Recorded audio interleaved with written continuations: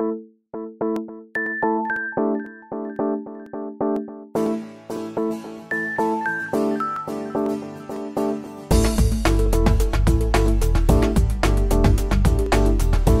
here at Gallaudet University's Kellogg Conference Center for the Office of the Tenant Advocate's first annual Tenant and Tenant Association Summit.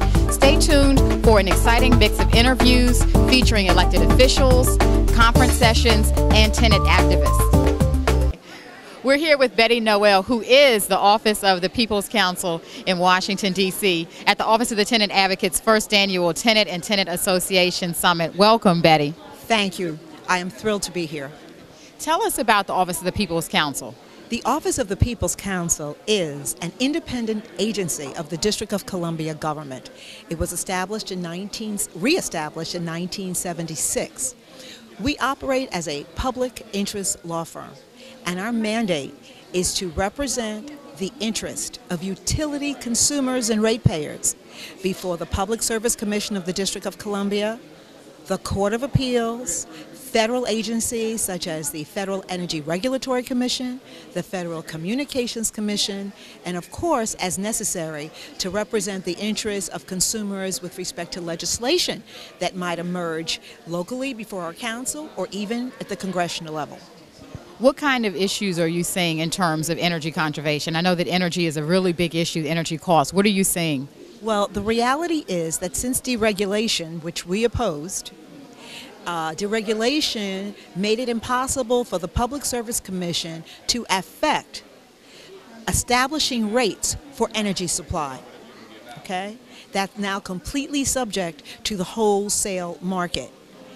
Energy supply is almost 85% of the per kilowatt cost. Since deregulation, energy supply rate has gone up by 62%. Okay? Completely unregulated and unregulatable. That means no matter how much and how well I do, 85% of that consumer's kilowatt rate is unregulated. The question then becomes, how can the consumer save herself or himself? Energy efficiency is the way to go. Now, some people talk about this in terms of saving the planet, CO2 emissions, the inconvenient truth, the carbon footprint, and all that's true. But when I'm trying to keep it real for consumers who only understand what shows up in their bill, I tell them, leave the geopolitics and the big issues to the politicians, God help us.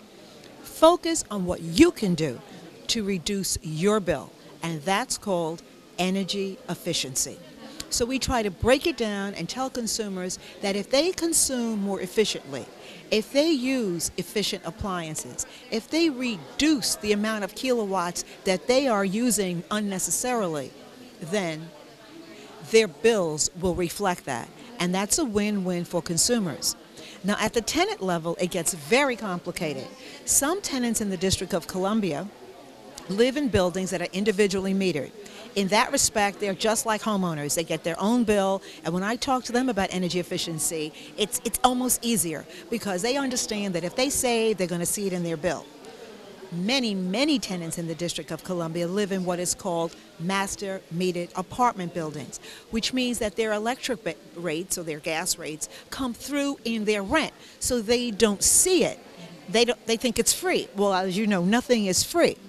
And so the conundrum, the challenge, is to make sure that tenants living in master metered apartment buildings adopt energy efficient behaviors, but that the landlord reflect those savings in rents. And that's the challenge. It gets to be a political conversation. It's a controversial conversation, but it is one that I am challenging the Office of Tenant Advocate as well as the council to engage in.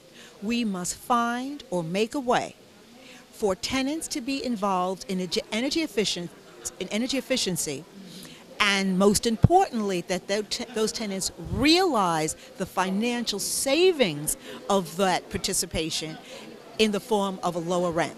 That's it. That's the challenge. So we're engaging it. It's not a conversation everybody wants to have, but it really concerns me that so many of our consumers live in apartment buildings, and that because no one has yet adopted the challenge of seeing to it that they get the benefits, they're kind of being left out. And for those of us who are concerned about the inconvenient truth and carbon footprint, we know that if a large chunk of people are not conserving, then we're not going to reduce our footprint on the planet. So this is a first step. And so this is the conversation, but again, I try to break it down so that these tenants who live simple lives, just like me when I go home, I'm just a residential consumer, I try to give them or find a way for them to understand what they can do now. Are you finding that owners of the buildings where tenants live are receptive to legislation or energy conservation measures overall and cost savings for their residents?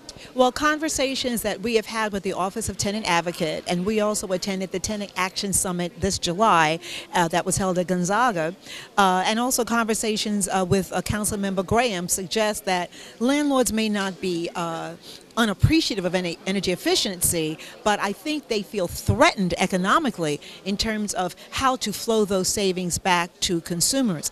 I think anytime you tell a landlord that he has to reduce the rent, I mean, he probably does feel threatened, but that's not the appropriate response. The question is how to have consumers realize those savings, how to incentivize the landlord to make the appropriate changes in these buildings so that the boilers that are serving these buildings, the bulbs that are in common areas, the appliances that he's installing in these apartments, that they all meet energy efficient standards, and because the landlord's ultimate electric bill is going to go down, that he is incentivized to flow through those savings to tenants.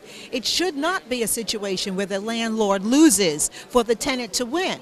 But it also shouldn't be a situation where the tenant loses so that the landlord can win. This has to be a win-win for everybody. And I realize that there are some people who will watch this show and say, there goes Pollyanna. I don't care. I believe that there is a win-win, and that's why I'm here today, challenging the council. Councilmember Che is here, Councilmember Graham is here, and challenging the Office of Tenant Advocate, headed by Joanna Shreve. I'm challenging all of them to work with us to derive the appropriate legislative mechanisms to make sure that we can achieve a win-win for the tenant and the landlord so that that tenant is engaged in energy efficiency. That's my mission. Thank you so much. The Office of the People Counsel. We are with the Office of the People Counsel. Thank you. We hope you enjoyed the conference. For more information on the Office of the Tenant Advocate, visit the website www.ota.dc.gov.